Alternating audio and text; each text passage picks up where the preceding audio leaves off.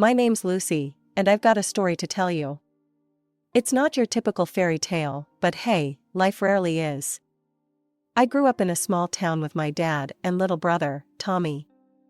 Mom passed away when I was just 10, leaving Dad to raise us on his own.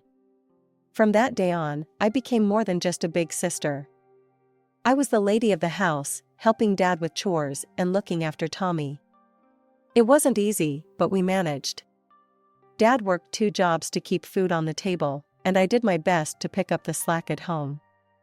As I entered high school, I realized college wasn't in the cards for me. Dad's wages barely covered our expenses, and Tommy was showing real promise in school. I knew then that my brother's education would have to come first. That summer, I landed a job at Joe's Diner, a local joint known for its greasy burgers and even greasier regulars. It wasn't glamorous, but it paid the bills. Plus, it let me indulge in my secret passion, dancing. See, I'd always loved to dance. Back in middle school, I was even part of the cheerleading squad. But after Mom died, there wasn't money or time for such luxuries. So, I found other ways to keep the rhythm alive. At the diner, I'd dance my way through shifts, spinning as I delivered plates and shimmying between tables. The regulars loved it, often tipping extra for the show. One slow Tuesday afternoon, a college kid named Alex came in with his friends. As I twirled by their table, tray balanced expertly on one hand, I heard the distinctive click of a phone camera. Sorry, Alex grinned sheepishly when I raised an eyebrow at him. It's just, you're amazing. Mind if I post this? I shrugged, figuring it'd be forgotten by morning. Knock yourself out, kid. Boy, was I wrong. By the time my shift ended, that video had gone viral. My phone was buzzing with notifications, and #dancingwaitress was trending locally. As I walked home that evening, my mind was reeling. I had no idea what this meant or where it might lead. But standing on our porch, watching Tommy excitedly show Dad something on his phone, which turned out to be my video, I felt a glimmer of hope. The next few weeks were a whirlwind. My phone wouldn't stop buzzing with notifications, and customers started flooding Joe's Diner just to see me dance. At first, it was overwhelming, but I quickly realized this was an opportunity one couldn't waste. Lucy, you've got to do something with this, Tommy insisted one evening as we sat at the kitchen table. He was scrolling through comments on the viral video. People love you. I sighed, running a hand through my hair. And do what exactly? I'm just a waitress who likes to dance. Dad looked up from his newspaper. You're more than that, honey. You've always had star quality. Their words got me thinking. Maybe I could turn this unexpected attention into something positive. That night, I created accounts on Instagram and YouTube under the name Dancing Waitress. My first video was simple, just me dancing while taking orders at the diner. I posted it before my shift and forgot about it. By the time I got home, it had over 100,000 views. Holy crap, I muttered, staring at my phone in disbelief. Language, Dad called from the living room, but I could hear the smile in his voice. From that day on, I started filming myself dancing everywhere. At the grocery store, trying on clothes, eating ice cream, even playing a goofy game of football in the park. People couldn't get enough of it. Before I knew it, I had millions of followers and was making more from ad revenue than I ever did at the diner. It was surreal. One day, Joe, my boss at the diner, called me into his office. I was nervous, thinking he might be upset about all the attention. Lucy, he said, leaning back in his chair. You're a good kid and a great waitress. But let's face it, you've outgrown this place. My heart sank. Are you firing me? He laughed, shaking his head. No, I'm telling you to quit. You've got a real shot at something big here. Don't let this old diner hold you back, he said, standing up to give me a hug. That night, I sat down with Dad and Tommy to discuss my future. I think I'm going to do this full time, I said hesitantly. The dancing, the videos, all of it. Tommy hooped, pumping his fist in the air. That's awesome, sis. Dad was quieter, but he smiled warmly. Your mother always said you'd do something special, Lucy. I think this is it. With their support, I took the plunge. I quit my job at the diner, though I still visited often, and focused on creating content full-time. It was scary, but exhilarating. As my following grew, so did my income. I started getting sponsorship offers and collaboration requests. It was more money than I'd ever seen in my life. One evening, as we sat around the dinner table, I pulled out an envelope and handed it to Tommy. What's this? He asked, confused. Open it, I urged, barely containing my excitement. Inside was a check, enough to cover his entire college tuition. Tommy's eyes went wide, and Dad gasped. Lucy, we can't accept this, Dad started, but I cut him off. Yes, you can. Tommy's going to college, and that's final. I turned to my brother, who was staring at the check in disbelief. You've got the brains, little bro. Now go use them. Tommy launched himself at me, nearly knocking me off my chair with a bear hug. Thank you, thank you, thank you, he repeated, his voice muffled against my shoulder. As I held my little brother, I caught Dad's eye. He was beaming with pride, and I saw him discreetly wipe away a tear. Time flew by, and before I knew it, Tommy was off to college. I threw myself into my work, creating more content and growing my brand. My days were filled with dance routines, video edits, and responding to fans. It was exciting, but also exhausting. One autumn evening, I was scrolling through comments on my latest video when a notification popped up. It was from Tommy. Hey sis, guess what? I just landed an internship at Maxwell Trading. I nearly dropped my phone in excitement. Maxwell Trading was one of the biggest firms in the country. This was huge for Tommy. Wow, that's amazing. I typed back. We need to celebrate. The next weekend, I drove down to Tommy's college town. We met at a little cafe near his dorm, and I couldn't help but beam with pride as he told me all about his classes and the internship. As Tommy spoke, I couldn't help but feel a twinge of loneliness. Don't get me wrong, I was thrilled for my brother. But his success highlighted the one area of my life that was lacking, romance. As if on cue, a voice behind me said, Excuse me, but do I know you from somewhere? I turned, ready with my usual response about being the dancing waitress, but the words died on my lips. Standing there was one of the most gorgeous guys I'd ever seen. Tall, with kind eyes and a hesitant smile. I finally found my voice. Oh, maybe you've seen my videos online? I'm kind of known as the dancing waitress. His brow furrowed in confusion. Dancing waitress? I've never heard of that. I actually thought you might be an old classmate of mine. We stared at each other for a moment, then burst out laughing at the misunderstanding. Well, this is embarrassing, I chuckled. I'm Lucy. Jack, he replied, extending his hand. Mind if I join you? I promise I'm not some crazy fan. I glanced at Tommy, who was grinning like the Cheshire Cat. He stood up, gathering his things. Actually, I was just leaving. Early class tomorrow. It was great seeing you, sis. Before I could protest, Tommy was gone, leaving me alone with Jack. We ended up talking for hours about everything and nothing. It turned out he was a software engineer, working on a project at a nearby tech startup.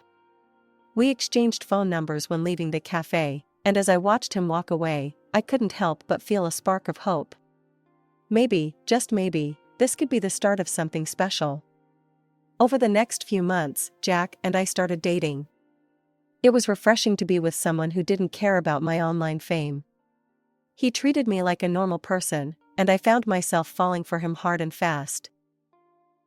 One evening, Jack invited me to meet his parents. I agreed, and we set the date. The following week flew by in a blur of preparation.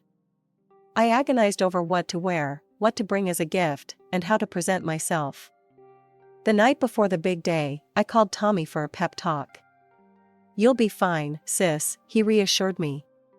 Just be yourself. They'll love you. The next day, Jack picked me up, and we drove to his parents' house in the suburbs. As we pulled into the driveway of a pristine colonial-style home, my nerves returned full force. We walked up to the front door, and Jack rang the bell. Moments later, it swung open to reveal a stern-looking woman with graying hair and sharp eyes. Jack's mother. "Mom, this is Lucy," Jack said, his voice unusually formal. "Lucy, this is my mother, Mrs. Eleanor Prescott." I extended my hand, putting on my best smile. "It's a pleasure to meet you, Mrs. Prescott." She looked at my hand for a moment before shaking it briefly. "Likewise," she said, her tone cool. "Please, come in." As we entered the house, I could feel Mrs. Prescott's eyes on me, assessing every detail. Jack's father, a tall man greeted us in the living room. "Lucy, welcome," he said warmly, shaking my hand. "I'm Richard. We've heard so much about you." We settled into the living room, and Mrs. Prescott began her interrogation. "So, Lucy, tell us about yourself. Where did you grow up?" "I'm from a small town about an hour from here," I replied. "Just me, my dad, and my younger brother." Mrs. Prescott's eyebrows rose. "And your mother?" I swallowed hard. "She passed away when I was 10. "Oh, I see," Mrs. Prescott said, her voice laced with something that sounded like disapproval. "That must have been difficult." I nodded, unsure how to respond. Jack squeezed my hand supportively. "And your education?" Mrs. Prescott continued. "Which university did you attend?" I felt my cheeks flush. "Actually, I didn't go to college. I started working right after high school to help support my family." Mrs. Prescott's eyes widened, and she exchanged a look with her husband. "I see," she said again, her tone even cooler than before. "And what is it that you do now?" I hesitated, glancing at Jack. We hadn't really discussed how to explain my unconventional career to his parents. "Lucy is a content creator," Jack jumped in. "She makes videos online." Mrs. Prescott looked confused. "Videos? What kind of videos?" "Well," I started, trying to sound confident. "I dance in different situations and share it online. It started when I was working as a waitress, and now it's become my full-time job." The room fell silent. Mrs. Prescott abruptly stood up. "I need some water," she announced, hurrying out of the room. It was clear that I had failed to make the good impression I'd hoped for. Mrs. Prescott's disapproval was palpable, and I couldn't help but wonder if this would spell trouble for my relationship with Jack. After that first tense meeting with Jack's parents, I was ready to throw in the towel. But Jack reassured me, and I decided to wait it out, hoping he was right about his parents eventually warming up to me. Meanwhile, life kept moving forward. Tommy called me one day, practically shouting with excitement. "Sis, you won't believe it. Remember that internship at Maxwell Trading?" "Of course," I replied, grinning at his enthusiasm. "What about it?" "They offered me a full-time position. And get this, it's a high-level role. They said my work during the internship was exceptional." My heart swelled with pride. "Tommy, that's incredible. I'm so proud of you." A few weeks later, Jack surprised me with a romantic dinner at home. As we finished dessert, he got down on one knee. "Lucy," he said, his voice trembling slightly, "I love you. Will you marry me?" Despite all my doubts and the issues with his parents, in that moment, everything felt right. "Yes," I exclaimed, throwing my arms around him. We dove into wedding preparations immediately. I decided to keep the engagement a secret from my followers, planning to surprise them with a wedding dance video later. Jack's mother, Eleanor, took an active role in the planning process. And by active, I mean she criticized nearly every decision I made. One day, we were at the reception venue, discussing table settings. Eleanor had ordered white tablecloths and light beige napkins. "What if we added a pop of color?" I suggested. "Maybe red napkins?" Eleanor's face contorted as if I'd suggested we use garbage bags. "Red? How garish." That's terribly unfashionable and in poor taste. I bit my tongue, trying to keep the peace. But later, when the venue coordinator suggested adding some colorful elements to the tables, Eleanor's tune changed completely. "Oh, what a lovely idea," she exclaimed. "Perhaps red napkins? And red vases for the flowers?" That evening, I vented to Jack about his mother's behavior. "It's like she's deliberately going against everything I say, even if she ends up contradicting herself." Jack sighed, running a hand through his hair. "Look, Lucy, my parents are set in their ways. We can't change them. You'll just have to adjust." His words stung. "Adjust? Jack, your mother is treating me like like family," he interrupted. "This is how she is with everyone. It's just her way of showing she cares." As the wedding day approached, I found myself caught between excitement for my future with Jack and dread of dealing with his family for the rest of my life. I tried to focus on the positive, the love Jack and I shared, the life we were building together. The big day finally arrived. As I stood in the bridal suite, my heart raced with a mixture of excitement and nerves. My dad knocked on the door, his eyes misty when he saw me in my wedding dress. "You look beautiful, sweetheart," he said, his voice thick with emotion. I squeezed his hand. "Thanks, Dad. Ready to walk me down the aisle?" He nodded, offering his arm. As we made our way to the ceremony, I felt like I was floating on air. This was it, the moment I'd been dreaming of. The doors opened, and the wedding march began.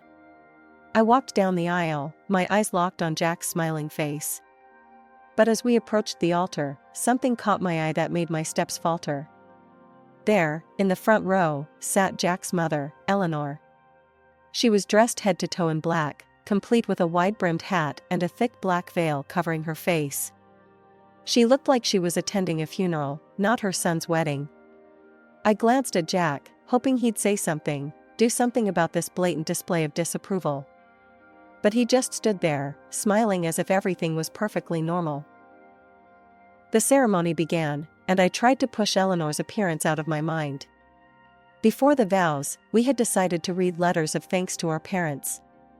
I went first, turning to face my dad. "Dad," I began, my voice wavering slightly, "I can't thank you enough for everything you've done for me and Tommy.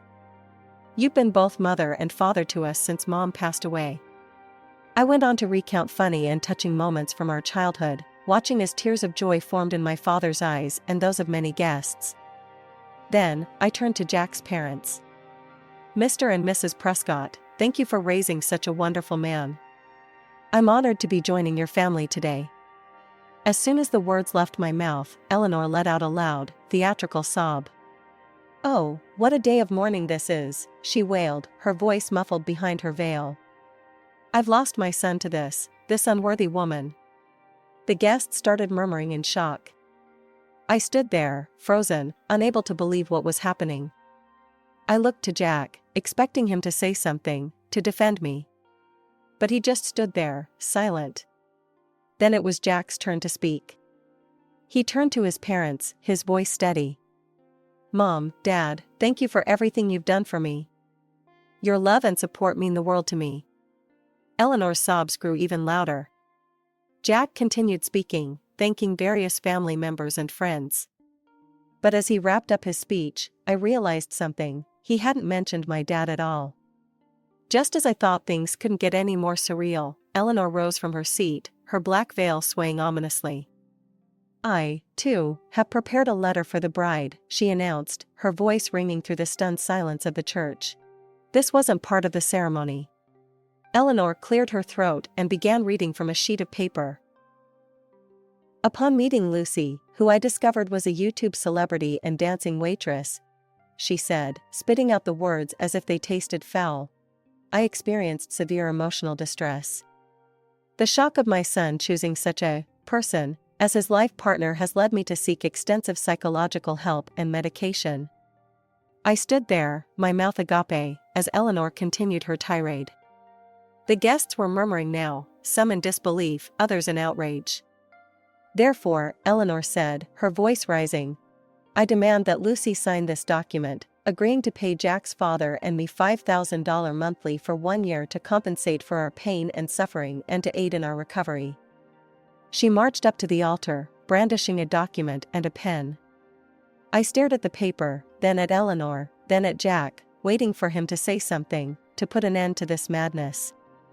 Instead, Jack cleared his throat and said, "Lucy, from now on, you need to live by the rules of our family. Sign the document." The church fell silent. I felt as if I'd been plunged into ice water. This couldn't be happening. This man beside me, the one I thought I knew and loved, couldn't possibly be asking me to do this. Suddenly, I heard a commotion from the pews. Tommy, my little brother, was on his feet and striding towards the altar. "Enough," he shouted, his voice echoing through the church. He reached us and physically pushed Eleanor and her document away from me. "I won't stand by and watch you humiliate my sister like this." Tommy turned to face the guests, his face flushed with anger and emotion. "My sister sacrificed everything for me," he said, his voice cracking slightly. "She gave up her own education so I could go to college. And how do I repay her?" He paused, taking a deep breath. "I was going to surprise Lucy and Jack today with a gift, a beautiful new apartment for them to start their life together. And for Jack's parents, I had arranged an all-expenses-paid trip around the world." Tommy's eyes narrowed as he glared at the Prescotts. "But now, seeing how they treat my sister, I can't in good conscience let this wedding continue." He turned to me, his eyes softening. "Lucy, you deserve so much better than this. I forbid you to marry this man who won't even stand up for you." Before I could respond, Tommy addressed the guests. "I'm sorry, everyone, but there will be no wedding today. Please feel free to take your gifts and go home." Then he looked back at me, a small smile on his face. "Lucy, that apartment and trip? They're yours now. You deserve a vacation a lot more than these people do." I stood there, frozen, as the church erupted into chaos. Guests were talking loudly, some were leaving, others were applauding. Jack was arguing with Tommy, and Eleanor was wailing dramatically. As the applause for Tommy's words died down, another figure stepped forward. I recognized him immediately, Mr. Daniels, the president of Maxwell Trading, where Tommy worked. Mr. Daniels approached the altar, his face serious, but kind. He turned to me first.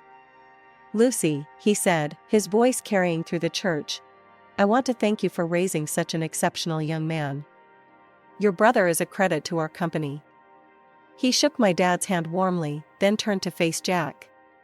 The smile faded from his face, replaced by a stern expression. "Now, I believe it's time to discuss some company rules," Mr. Daniels said, his tone businesslike. "At Maxwell Trading, we have a strict code of ethics that all our employees must adhere to.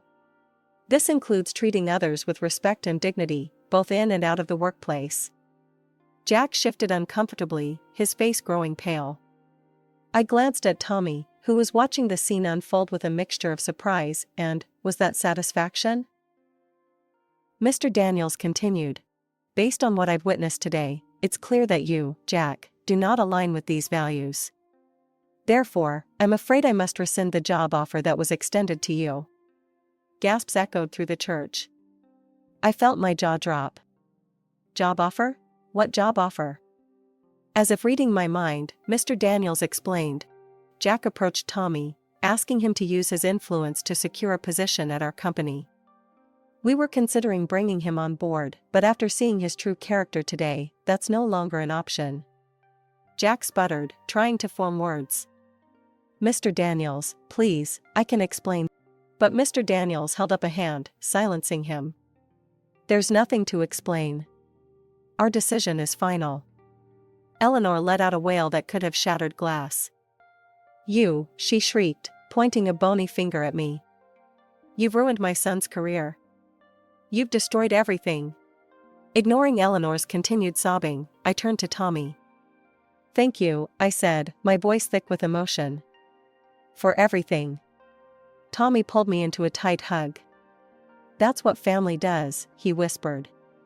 As the guests began to file out, many of them stopping to offer words of support or sympathy, I felt a strange mix of emotions. Sadness for the future I thought I'd have, relief at escaping a clearly toxic situation, and excitement for what might come next.